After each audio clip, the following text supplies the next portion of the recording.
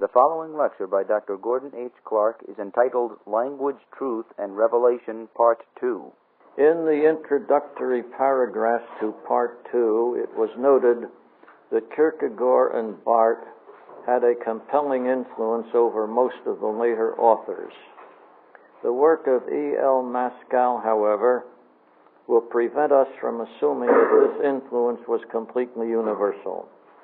His only reference to Barth says, "It is not surprising that Dr. Karl Barth's slogan, Finitum non capax infiniti, which means the finite is not capable of the infinite, went together with a denial not only of the possibility of natural theology, that is, of any knowledge of God acquirable by man's natural powers, but also of any rational understanding of revelation."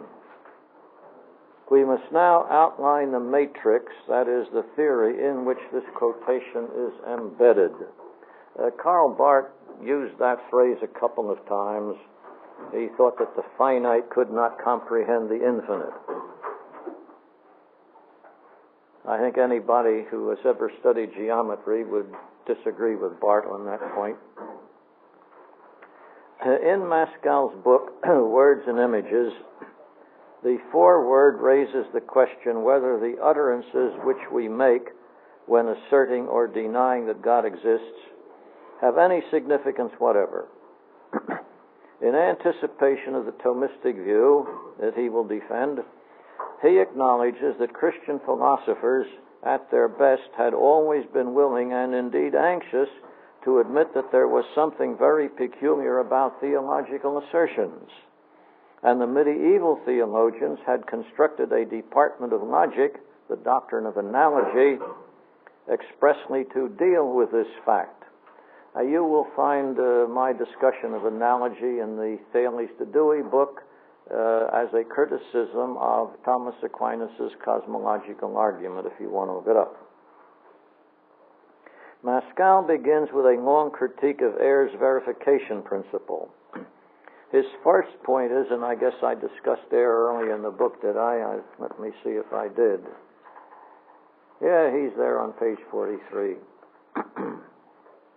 Maskell's fourth principle is that Ayres uncritically limited experience to sensation.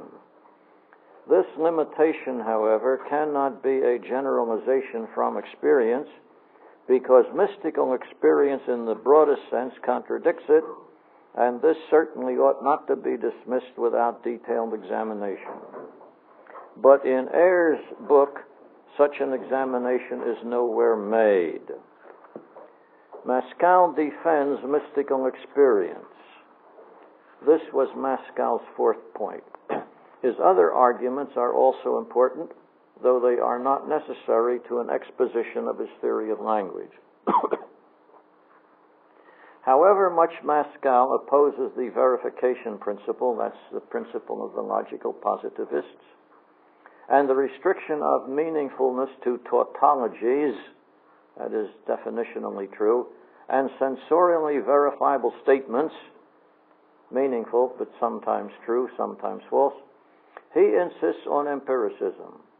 Experience is the sole source of knowledge, but experience is not always sensory.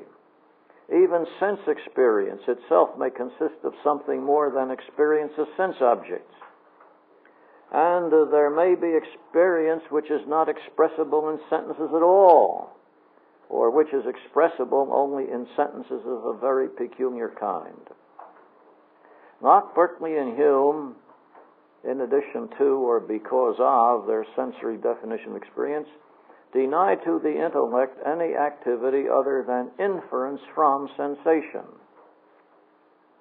The intellect in no way apprehends, it merely infers. Against this, Maskell asserts, quite apart from any mystical experience, that the sensible particular is not the terminus of perception, not the objectum quod, but the objectum quo. And if you don't know Latin, there's just one person in the class who seems to know Latin. You want to translate that for us? Oh, it's on page 96. Objectum quod means the object which. Objectum quo means the object by which. Through which the intellect grasps in a direct but mediate activity the intelligible extramental reality which is the real thing. It is interesting to note that Pascal goes beyond, as he says, Thomas, and refused to assume that the real intelligible world is isomorphic with the subjective sensible one. For example, relativity and quantum theory are not statements about sensible phenomena. They are expressions of the kind of intelligibility the real world has. Then Pascal adds a short defense of mystical experience, the language of which is entirely unintelligible to all who have not had the experience. Hence, it is useless to discuss it.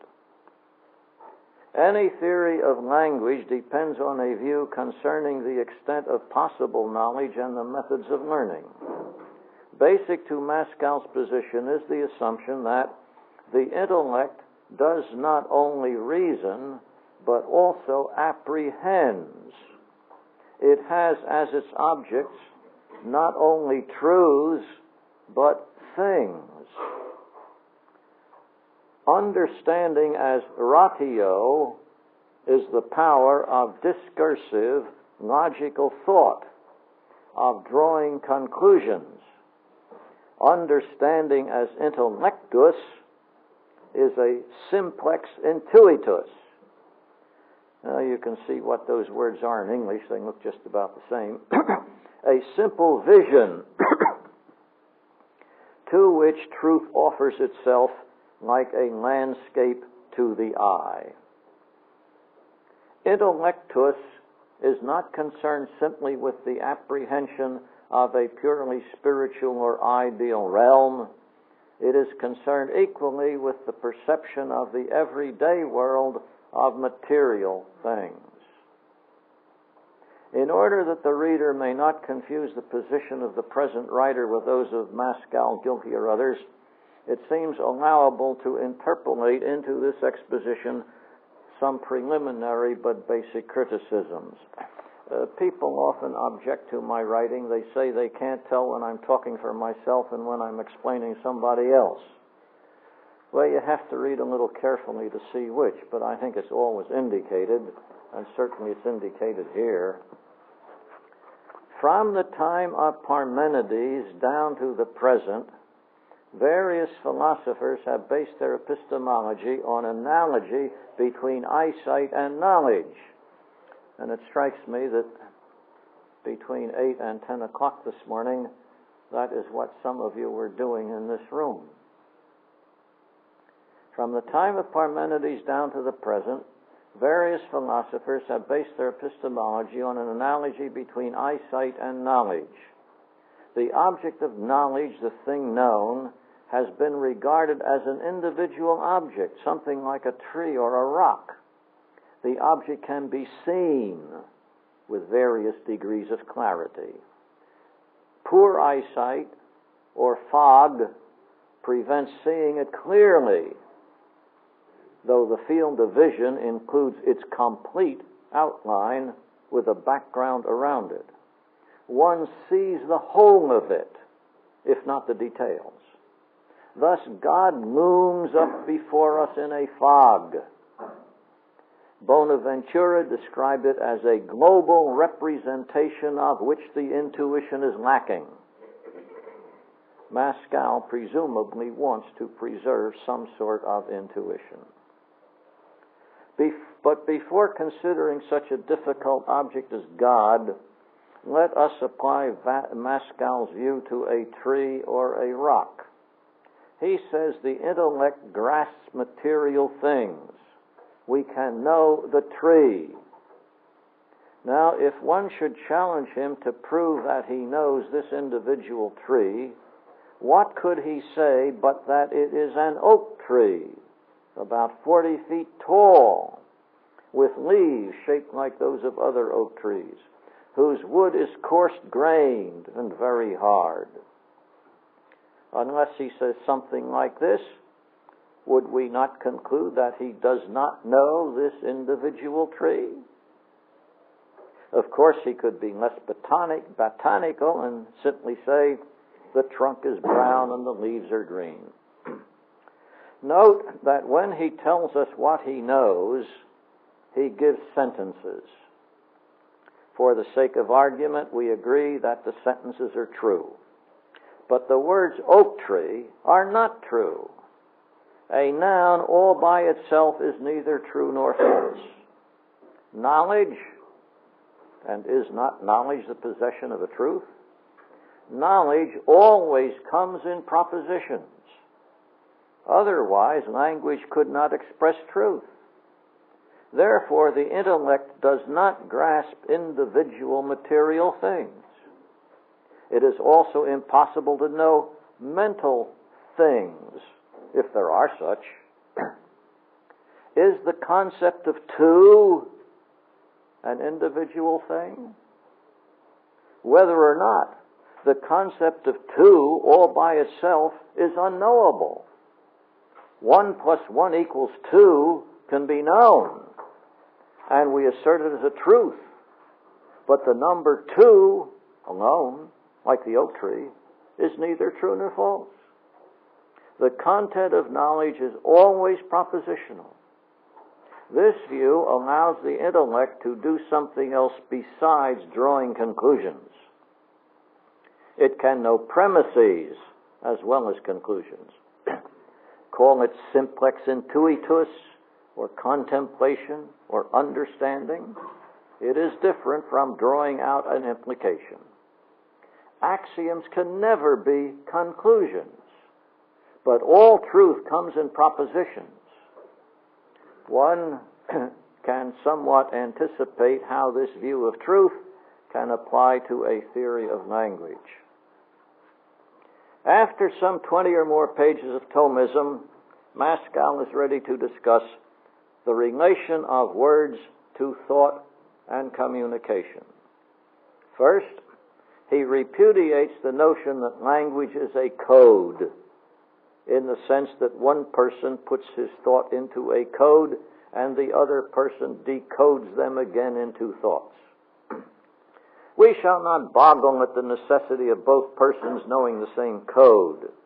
With all the ambiguities of English, neither of them will apply the name tree to the object to which the other will apply the name tin opener. That's a quotation. The two persons learn the code by a process in which ostensive definition by our elders plays a large part. Really, I guess he should have said plays the whole part, but at least he says a large part. This code theory, Pascal continues, is not wholly false, but has only a very limited validity. Its basic defect is the same as that of the sensationalist theory. It confounds the objectum quod with the objectum quo. This defect becomes clear when one inquires as to how the code was originally set up. Ostensive definitions are impossible unless the learner already knows that ostensive definition is going on. Dogs don't know this. Linguistic formulae, like sensible particulars, are neither objecta quae of communication, for then they would be mere flatus vocus, mere sounds in the air, nor are they merely more or less actual structural replicas of thought.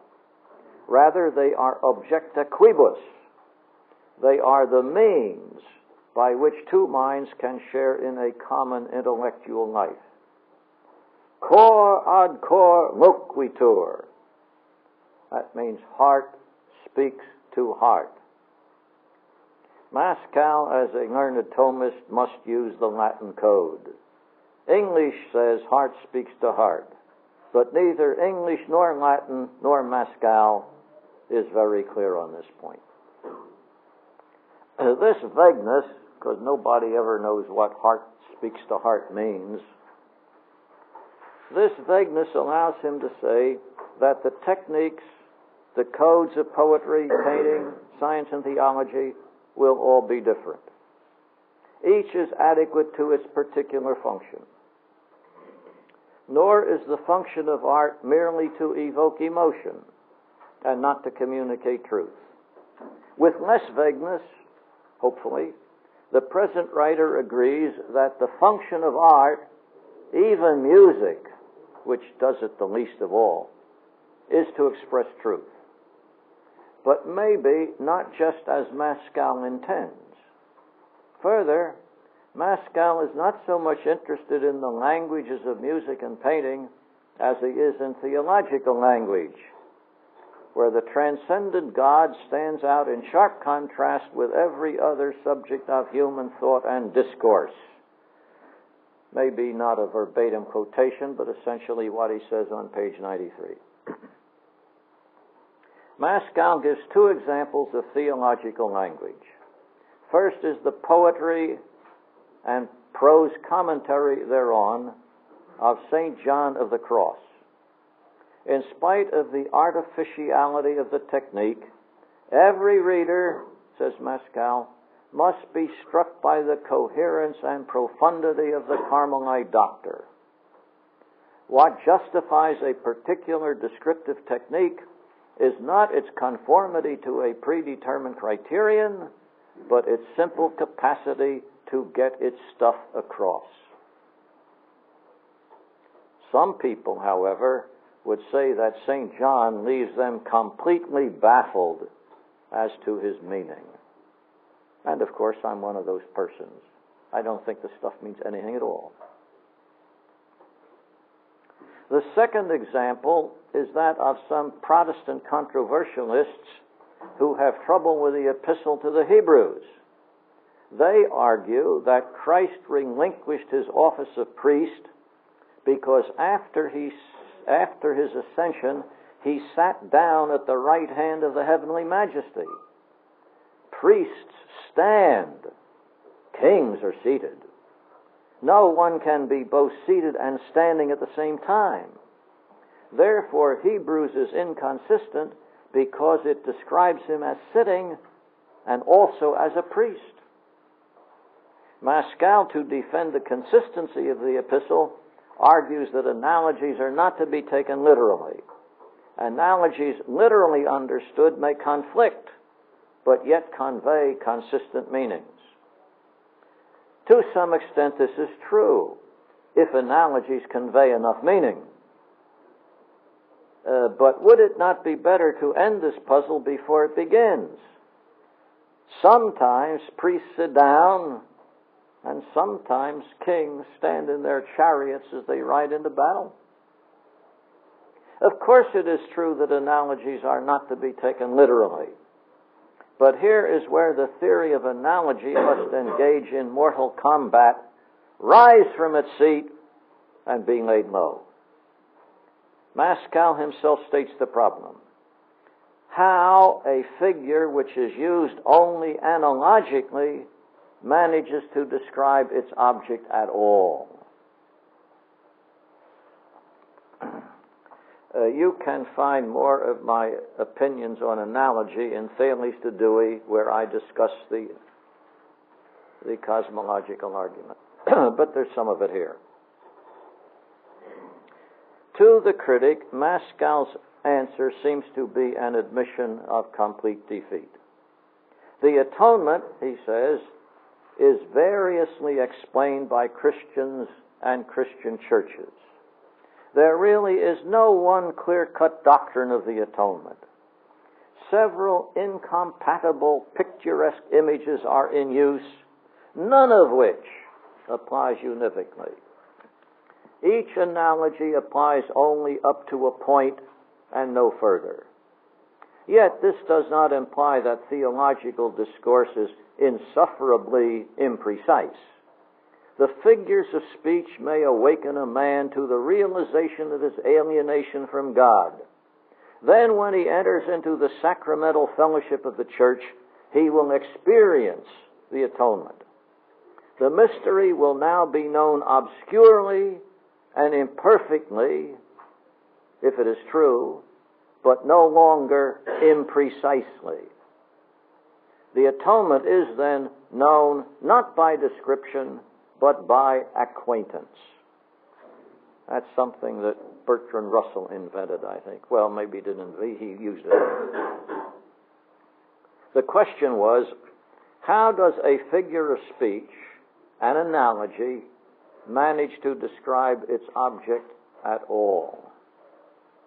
Does not Pascal reply, it doesn't? Since he insists that there is no orthodox doctrine of the atonement, since therefore several people mean different things by the term, the analogies apply equally to incompatible doctrines. Or better, they apply to nothing, for no one idea is acknowledged as being pictured. If the doctrine of the atonement were clearly known, a preacher might use a pleasing analogy or illustration that might attract his congregation and help fix the meaning in their minds. But suppose none of them have the least literal notion of what doctrine X means. This might not be the case with some well-instructed congregations, but it was certainly true on many foreign mission fields in the 9th or the 19th century. Now then, says the missionary, I want to explain to you doctrine X. None of them have ever heard the word before. The word X, whatever it is, Trinity, atonement, or something. So the missionary says, X is like the dawning of the morning. One of his audience thinks, X is an event that happens approximately every 24 hours. Another in the audience thinks, X is something reddish-orange. A third guesses that X is a work of art, though not necessarily reddish-orange. A fourth supposes that X is a method of locating east. But since none of them have any knowledge of the literal meaning of X, they have no way of determining in what respects X is like the dawn, and in what respects it is not. Analogies require, they do not furnish information. Pascal is forced into his OTO's theory of analogy by his basic concept of the origin and use of language. God is, by definition, an infinite and suprasensible being, while all the language that we have in which to talk about him has been devised in order to describe and discuss the finite objects of our sense experience. But if one rejects this view of the origin and purpose of language, if one maintains that language is a divine gift for the purpose of conversing literally with God, as well as for counting sheep, then he does not entangle himself in ineffective illustrations in order to talk about God or even the number 2. A paragraph in the book almost admits this, but Pascal seems to miss the import of his own words. We must recognize, he says, we must recognize that thought about God, knowledge of God, precedes discourse about him. If we could not know, and that's his italics, if we could not know anything about God, we certainly could not say anything about him. And the possibility of knowing God is intimately bound up with the doctrine of creation. Pascal makes this excellent statement to prepare for his rejection of Barth's view. It is pertinent, but does it not also, if slightly less obviously, dispose of Thomism as well? Pascal then concludes by noting the undeniable fact that the Bible uses images. it is not so undeniable that such images are objecta quibus in the cognitive process. Further, the cognitive process Mascal has in mind does not seem to be cognitive, for he quotes Farrar with approval to the effect that if we seek theological propositions, if we try to deduce from Scripture a logical system of doctrine, we close our ears to the voice of Scripture. What we need is the life of spiritual images.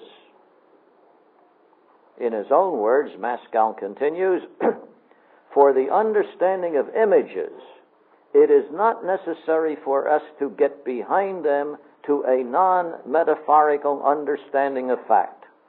The images themselves illuminate us. These statements are not meaningless nonsense, as the positivist would claim. They are just plain false. Now we'll leave England and the Thomists in the Anglican Church and talk about the descendants of the Puritans in Boston. And if you are a little puzzled by what I have read so far, the point of it all should become clear in this short chapter. Some conservative theologians may still dimly remember Bushnell. How many of you have ever heard of him before? Oh, good. I'm delighted to have a class like this. Of course, you ought to be better than college students. You've had 4 more years. But anyhow, I'm happy about it. Is that an emotion?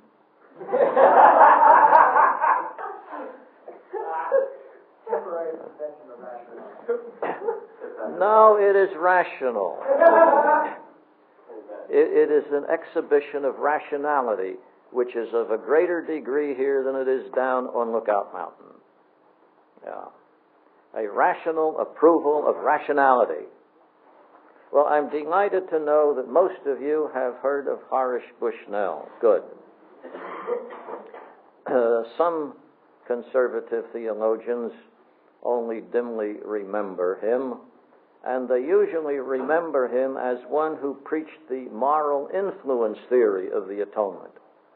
But few, only those in this class, but few conservative or even liberals have ever heard of his theory of language until Donald A. Crosby published Horace Bushnell's theory of language in 1975. Disagreeing with that author's evaluation, this study, that's myself of course, will nonetheless profit by his scholarly investigations. Language for Bushnell, and I hope I say here somewhere that there was one theologian in the 19th century who understood precisely what Bushnell meant. Don't I mention it here? Oh, that's terrible. Well, remind me when I get to the end of the page 104, and then I'll tell you who it is if it's not here. Oh, I should have mentioned it. Language for Bushnell begins when some primitive man attached sounds to physical objects. It was essentially a language of nouns. Verbs begin as nouns denoting actions. All words originate in physical images. He means images of physical things. The word and came from an ad, not AD, but ADD. In time, lengthy time is often used to solve problems that cannot be explained. In time, intellectual terms came into use. Physical objects furnished the ground for the symbolism of intellectual discourse. This development is not so successful as one might wish. Words cannot properly represent even physical shapes. Words name species. They don't name individuals. In fact, they name only sensations. Hence, the inexactitude of the original physical language increases when applied to the shapeless ideas of the mind. That is, a language that is built up out of material objects, nouns naming material objects, just won't do for abstract ideas. Here an observation may be interpolated. Bushnell raised a question as to how a code could originate. It is a legitimate problem. But there is no difficulty in defending the adequacy of codes. The letters D-O-G and the letters H-U-N-D and the letters C-H-I-E-N are all adequate to represent a certain type of animal. Symbols are always adequate, just because they are symbols. It seems useless to question the adequacy of theological language. If theological thought can be defended, the language will take care of itself. A person may indeed think of cat or God at the wrong time, and he may say chien when he means chat. But this is no defect in language as such. Therefore, if one has an idea of the shapeless number that solves the equation x squared plus 1 equals 0, any symbol will do. Now, of course, they did choose a symbol. You know, the one, I'll write it on the board for you. It's a usual mathematical symbol. But any symbol would do. You could make some other wiggles on the board. It would do just as well. It's the fact that something solves the problem of quadratic equations. What symbol you want to use is immaterial. Where was I now? Stop the one thing. However, for Bushnell, the shapes of physical objects are supposed to represent, poorly, theological and mathematical objects. Figurative language is clearer than literal. No turn of logical deduction can prove anything by itself, anything not previously known by inspection or insight. Or conversely, the logical arguments of the Trinitarians are bad and irreligious. But the Unitarians are even worse because their logic is better. Both should confine themselves to images. Bushnell seems to oscillate between language and the thought it symbolizes, for he explains that logic, not the choice of symbols, developed from grammar, and grammar came from physical relations in nature. This is a basic and fatal flaw in all empiricism. Even Aristotle failed to give Aristotelian logic an acceptable basis. The reason is that the laws of logic are universal. The syllogism Barbara, that's one of the most beautiful syllogisms of all. She was a nice girl.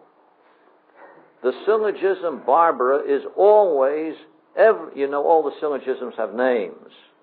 Barbara is the name of the first syllogism, a lovely sweetheart. The syllogism Barbara is always, everywhere, and without exception, valid. But experience is never universal. One may observe 1,000 black crows, but this is of no value in supporting the proposition all crows are black. The next crow may be an albino. There are albino crows, you know, but many people haven't seen any. And if you were relying on induction, you would come to the conclusion all crows are black, and hence you would believe a falsehood. Hence, physical relations in nature, if indeed they could produce grammar, would still never arrive at any principle of logic, mathematics, or theology. Maybe Bushnell had some vague inkling that this was so, for he concludes that, therefore, language can apply to truth only in an analogical sense. Maybe we'll get to Van Til before the end of the semester, but if we don't, all right. You've heard of Van Til. Maybe I don't need to talk much about him, but you know he uses a theory of analogy, and and you can, as I said before, you can find out my nasty remarks about analogy in the Families to Dewey book.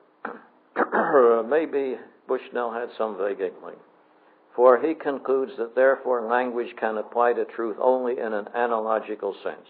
We need poetic insight. We come closer to the truth only when it is offered paradoxically. Paradoxically is Bushnell's own term, some 75 years before Karl Barth, and it is much the same irrationalism. Poetry is better than prose. The poet's contradictions are all facets of the true. Inconsistency is a positive good, for truth resides in feeling. The Gospel of John is the best gospel because it contains the greatest number of contradictions. Creeds have some value for their own time, for each one illuminates a given facet. We should, or can easily, believe them all. The Assumption of Mary, the Swedenborgian the pronouncements of Brigham Young, and the Unveränderte Augsburg Confession. When such criticisms are directed against Bushnell, a peculiar situation arises. The author Crosby, in defense of Bushnell, complains that the critics take Bushnell literally, whereas he should be understood metaphorically.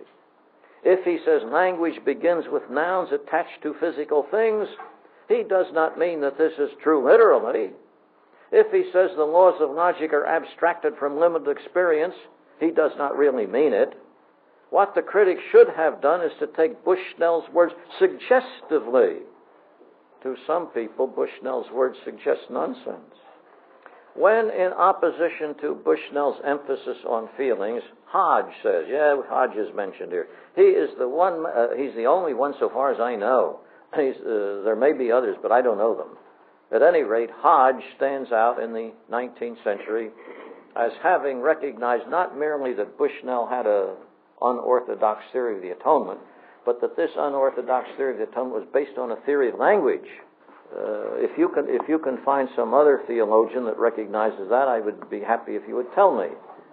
As I say, I haven't read every theologian who wrote in the 19th century. I've read quite a number, but not everyone. And even those I read, I might have missed it, you know. When in opposition to Bushnell's emphasis on feelings, Hodge says, quote, "The whole healthful power of the things of God over the feelings depends on their being true to the intellect. The Bible is not a cunningly devised fable, a work of fiction addressed to the imagination." End of quote. And when another author asserts that intellect precedes sense, and there is an intelligible world independent of the universal intellect, Crosby returns to defend the imagination, fiction, and feeling.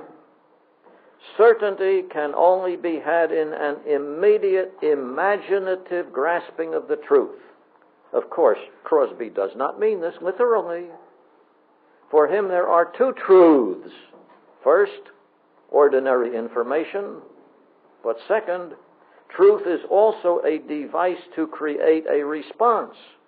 And in the second kind of truth, the question of truth or falsity does not arise. Crosby and Bushnell do indeed speak so as to create a response. I feel, I have an imaginative grasp, I see intuitively, that's all nonsense. This is a satisfactory reply because my feelings are mine as much as his feelings are his.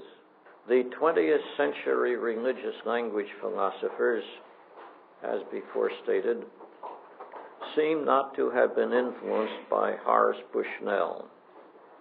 Langdon Gilkey, maker of heaven and earth, makes no mention of him.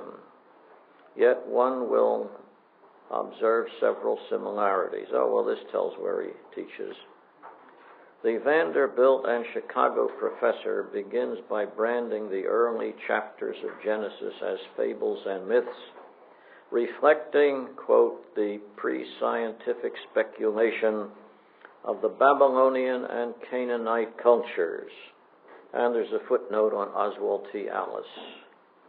Then, to find religious value in Genesis, Gilkey empties it, and most of the Old Testament, of intelligible thought. This is accomplished by his constructing a theory of language that pretends to preserve some religious significance in all these clearly paradoxical anthropomorphisms. How paradoxical anthropomorphisms and even Babylonian mythology can be religiously important without having any cognitive content, Gilkey explains by saying that all language about God is analogical, or to quote, because it is inescapably analogical in character, theological language points to a meaning that transcends any clear and precise description. Now that's why Niebuhr never said the Apostles' Creed, but only sang it. This explanation needs to be read carefully. It says, paradoxical anthropomorphisms are useful in religion because all religious language is analogical. But if analogical language has no cognitive content, how can it make anthropomorphisms comprehensible? How indeed could it make even non-anthropomorphic language comprehensible? And if all religious language is analogical, what good is any of it?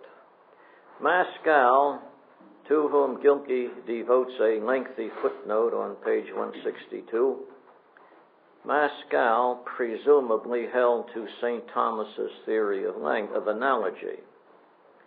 Bushnell and Gilkey apparently use the term vaguely to denote any kind of similarity. These men do not seem to consider that the statement of the similarity must be literal, not analogical, and that without the literal basis, no analogy is possible. Now, that's an argument that I put some stress on, and you're supposed to think about it for a while. While Gilkey expressly says, what Gilkey expressly says is that theological language points to a meaning that transcends any clear and precise description. This notion of a pointer, Gilkey probably borrowed from Emil Brunner or some other source in the so-called neo-orthodox or dialectical school. But pointers are obfuscatory. First, in this connection, the verb point has no meaning. If I put a mathematical problem on the blackboard, I can point to it or to a part of it with my finger and explain the difficulty. Yet pointing does not explain. But if there is no blackboard, how can I point to triangularity? Rosaceae, how can I point to triangularity, rosaceae, justice, or relativity? The opposition will reply that I am taking the verb point too literally. But if I take it as a figure of speech that means imply, so that the relations among certain lines and angles imply a theorem, the opposition will like it even less. For this is an example of reasoning à outrance. What then do they mean by it? Apparently nothing. Then second, how can they know that the analogy points to anything? If I stick out my finger at random toward the empty sky, I am not pointing at anything. To know that one is pointing, one must see the object pointed to. but Gilkey's finger points to a meaning that transcends any clear and precise description. So the impossible pointer gives us a non-meaning. Gilkey may say that this is not his meaning. Maybe it is not, but who can know? For his meaning, or better, his non-meaning, is unintelligible. Gilkey constantly emphasizes the unintelligibility of religion. It is a simultaneous affirmation and denial. Whatever we say of him, that's God, whatever we say of him must be affirmed and denied at the same time. That's a verbatim quotation. And then I put in my own example. God is both merciful and merciless. He is both omniscient and ignorant. He has no spatial limitations, and he is 6 feet tall. Quote, we cannot hope to discover how this likeness and unlikeness are resolved. Paradoxes are the only way of speaking about God. He eludes all our words and categories.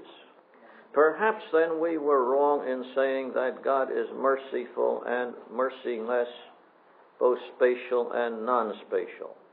We should have said that God is neither merciful nor merciless, neither spatial nor non-spatial, neither conscious nor unconscious.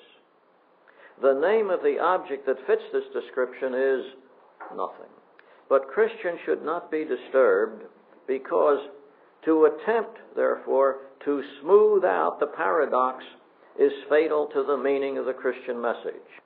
You mustn't try to harmonize this, because if you can explain it, then you have ruined the Christian message.